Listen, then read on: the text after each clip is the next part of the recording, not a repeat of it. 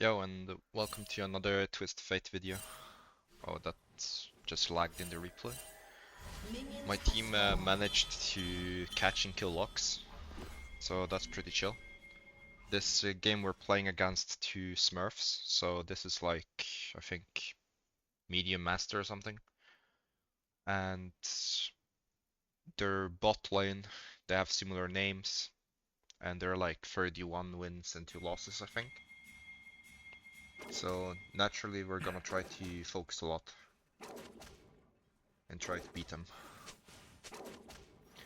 But as it starts out, we're playing against the Lux, and from the pings in the afterplay, she's quite tilted, because she's pinging that she wants to run it down or something. I like personally facing Lux, it's become a lot more popular lately. It's one of those picks that's really free for TF. So in early lane, what you want to do is just try to avoid as much poke as possible and see if she wants to go for a mix. Meaning that if she wants to really cut the wave or if she wants to poke you or doing like a mix of both, right? So that's also important to note, because then you can do different things in lane. You can try to dodge, you can try to shove in, or see if you need to cut the wave in a particular way before it crashes in. It's quite annoying generally playing against Lux because of her safety, and she's just gonna keep doing the same thing, but it's not as bad as other matchups, so I still consider this one of the easier matchups for TF. So here she's doing like a bit of mix. She's not really poking us a lot, and we're just farming up relatively safely. Here I'm being a bit respectful towards Graves and letting it slightly crash in. My brand seems to pinging a lot, so I wasn't sure what was going on, because I didn't pay that much, but he got invaded and he gets killed by the Graves, which is a bit unfortunate. I was trying to pay attention on the minimap while allowing the wave to slow crash. She gets a lot of poke on me, so I'm trying to see if I should do something with the wave. And then I go against my better judgment and think, okay, we're just gonna play it safe. We're gonna goes back to lane, buy boots. We're not gonna miss too much of the wave. We get the XP range for half of it anyway. We get 2 of them, so we don't miss that much, and we're quite equal CS, so it's alright. Since Graves killed the brand, we kinda want to be wary of where he might be, and I don't wanna have a poorer recall than I should have. So those are my thoughts going into the lane. So I try to shove here, and then I see that there's a movement spot.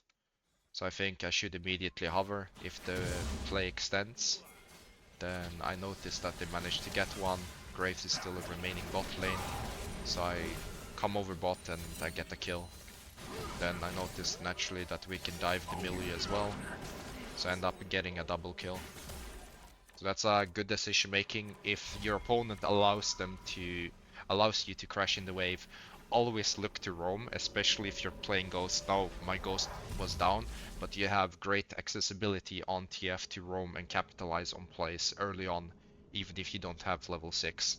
So that's something really important to note and realize. So because this Lux was playing defensively, we managed to make a roam and punish her team for her playing poorly. So that's a good takeaway from the game. It's a really important thing also to remember when you play TF. You shouldn't just utilize the champion when you have R. There are other opportunities. So we see Lux recalling, so we just shove the wave. We also go for a plate because we know that we're relatively safe from Graves. Graves most likely has flashed down from their bot lane encounter and him killing Brand. So he shouldn't really run us down because we have Boots of Swiftness, and it's gonna be a Graves that's level 5. He doesn't really have the kill potential. If he does come mid, he's most likely just gonna take half of our HP, if even that. Most likely less, so I go and push for a plate. Where I actually didn't get the plate, so I'm kinda trolling. I think the plate is one more hit. So scratch everything I said, but the the theory still applies there, so my bad. I thought I got the plate, so I misremember it and I didn't even check properly. But my plan now is to try and push the wave permanently. I have Fairy Charm, so I have some increased mana with the Doran's Ring. Always try to set up for good angles so she can't E me and the wave simultaneously, and then we try to look for different roams and see if we can land our roam. We spot that the cannon is pushing quite deeply, so we also see that Brand is moving up in river. So my thought here is that we should just try to punish the cannon for walking up and trying to kill the Fiora. So we managed to get our third kill of the game. Then we run back to mid lane. We notice that the Lux is going upwards towards Brand, so after we get the wave we try to see if we should hover slightly. But Brand gives it up. I think he managed to smite one if I remember correctly, which is fine. Because then we're not allowing them to get 4 stacks for free to spawn the little one. I'm gonna recall quite far back because Luxie stretches there. Then I'm gonna immediately try to run to lane. She seemed to have ulted and eat the wave. So we're just gonna go back to lane and we're gonna farm this up. Here, because the recall is delayed, we can push for that plate and finally secure it. And then at the same time we spot Graves here, so we stun him and we proc Shrelia and then we run off, so we don't lose too much health. And we just keep trying to do smart decision throughout the game. Shove out, be ready for anything and be proactive. Here we pay attention to the minimap. There were 6 people shown there. Brand is still hovering. My ult is soon coming up. Locke seems to have moved downwards in river, so we're gonna be a bit cautious. We spot her on the ward, so we try to ping the Locks and ping the Graves. My team doesn't seem to listen or pay attention. Here I should be running mid and crash the wave for a plate, so I don't know, this plate just looks a bit peculiar. But I tried to hover in case something happened, so I chose more safety for my team. I think it's better to always stay and push for a plate here and hope your team doesn't die because they had the information beforehand. So in hindsight, I think it's better to have stayed mid. But it's always nice also to cover for your team in case something happens and they try to push harder. Because then we can ensure that the game is staying at a favorable state, because right now me and Brand are doing really well, so we need to make sure the rest of the team are doing well. We noticed that the cannon was fighting the Fiora, so we capitalize on another kill on TF. And then we also see that Brand is trying to fight them, so we run back mid and then we see if we can get Lux or Graves. End up taking a substantial amount of damage in the 2v2. So my thought here is just I wanna shove out as fast as possible and then recall. But since we burned the Lux Summoners, Brand saw an opportunistic play and he managed to get the late kill on her. So that was really nice. The cannon knows that I'm 1v9ing, so you know, appreciate the pings. But moving on. We return to lane and we try to wait back our summoners. So Flash is coming up, so in my mind I'm thinking I'm relatively safe. I'm pretty fast now with Fairy Charm and Shrelia, so I should have a lot of map coverage and pressure. This Lux hasn't been playing all that well. She hasn't really been poking or punishing too much, so I've had more pressure than her for sure. Here we try to contest the Void Grubs. So I try to angle a Q and see if I can hit Graves and the Void Grubs at the same time. Then my jungler and top lane end up doing a kind of peculiar play. So my jungler tries to go for the Lux, which I thought was the wrong decision at the time. So I was thinking that the Fiora should man up and actually have the balls to go in for the 3v2 because they were playing around the pixel bush, right? And what ended up happening is the Fiora was too scared to walk up, whereas Brand was thinking we should collapse on Lux for the 2v1. So I ended up being in an awkward position, sacking the Brand, and then Fiora kinda sacking both of us. And then Brand was kind of blaming me. But I think in reality we should always go for the 3v2 because Lux is really far away. Lux stayed with low HP, so I saw an opportunity to punish, and then I also get the cannon. So that's nice, putting ourselves on 5-0. So So here we just wanna shove out and try to get a plate. It doesn't matter if Graves comes, we manage to secure another plate. We help Brand with the dragon and then we return mid lane. We see if we can collapse on cannon, that doesn't end up happening. And we're back to mid lane and pushing the wave. Here we wanna... No, we saw Lux moving down, so I thought to myself I should stop the recall and try to shove the wave in. And see what Lux does, because she went out of vision. Also, I might have been missing a bit from my Lich Bane.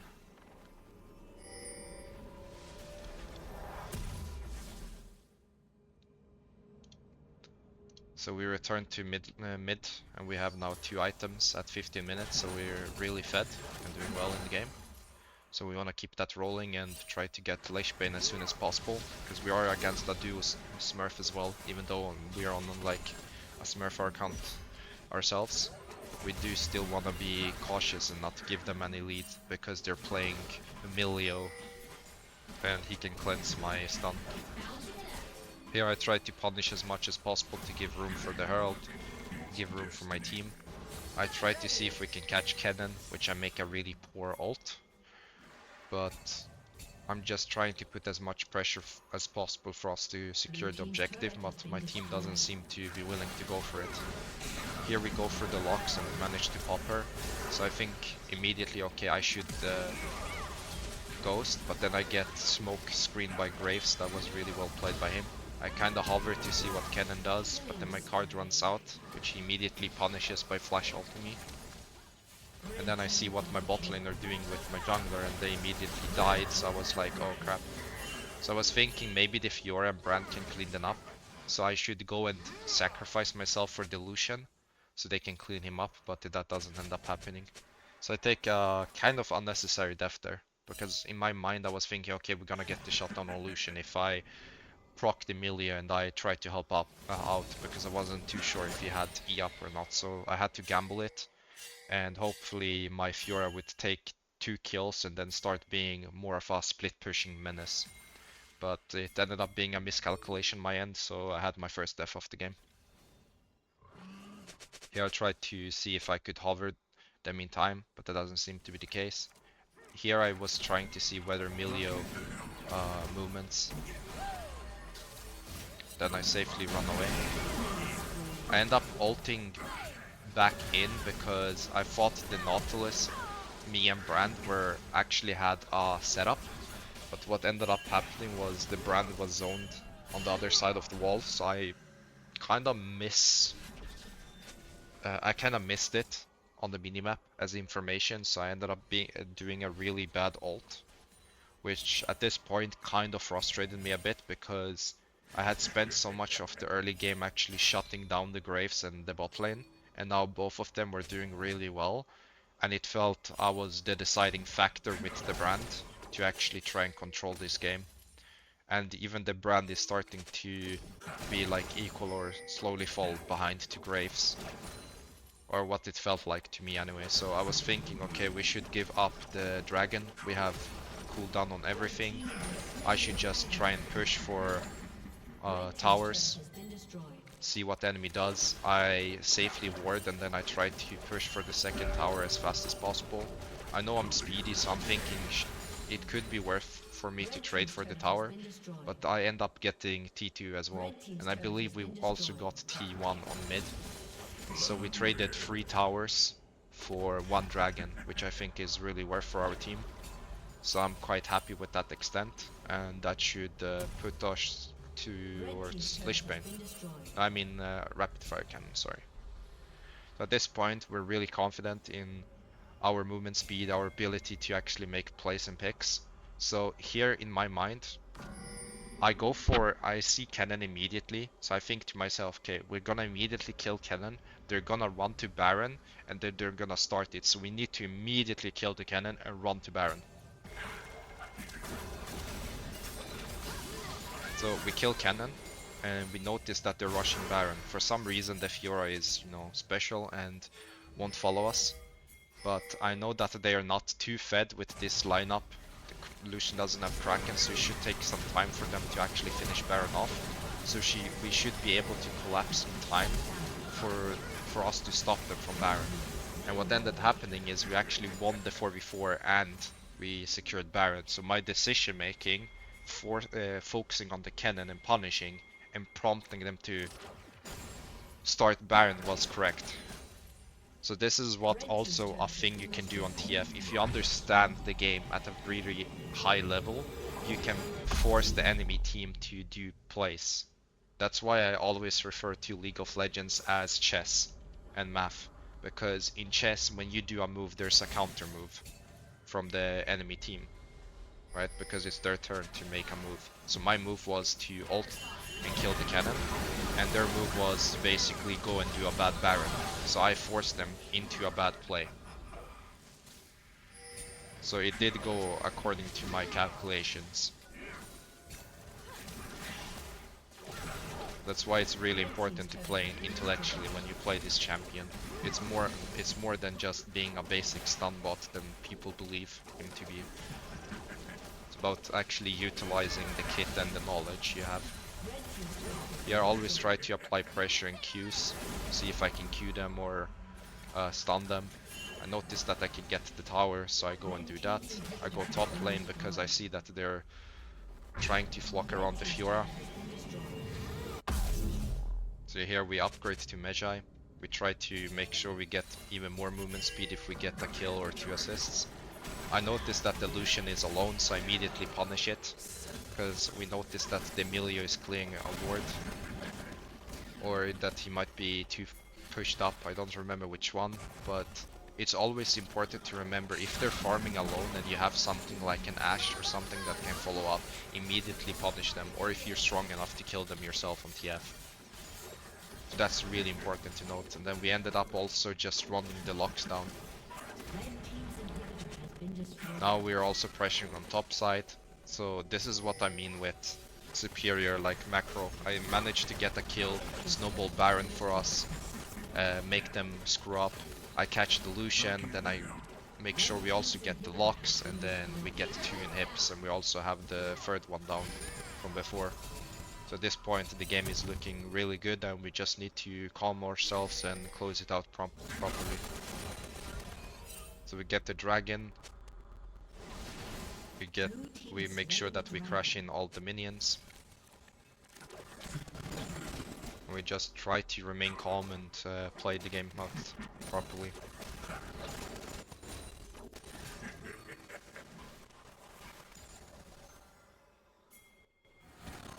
Here I spot the cannon, so I try to not get hit by Q. No, his Q is on cooldown, so I try for an optimistic Shrelia. Doesn't end up being the case. I make sure we push out quickly, pressure with the minions we have. I set up with the RFC poking, so they're not gonna clear comfortably under their tower.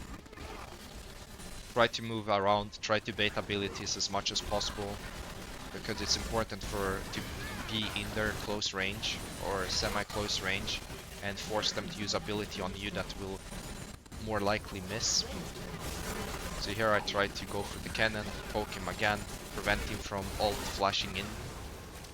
Always try to zone the cannon so my team can close out the game. The cannon ends up going for it. I manage to stun him immediately and we punish him. Now the Nexus has been whittled down and we close out the game. So I hope you guys appreciate the commentary to some extent and you learned something from the video. I think this video showcases that you can shove out properly against your lane opponent, roam bot lane, play with your team before you have ult, but also how you move around the map and how you utilize ult and force the enemy team to actually screw up, but also be reactive when stuff happens in the map. Because we managed to go bot lane, take 2 kills, we managed to go top lane twice and kill Kennen, we managed to go bot lane again when Kennen was there and force them to go Baron. We spot the Lucian alone in the map, so we close him out as well.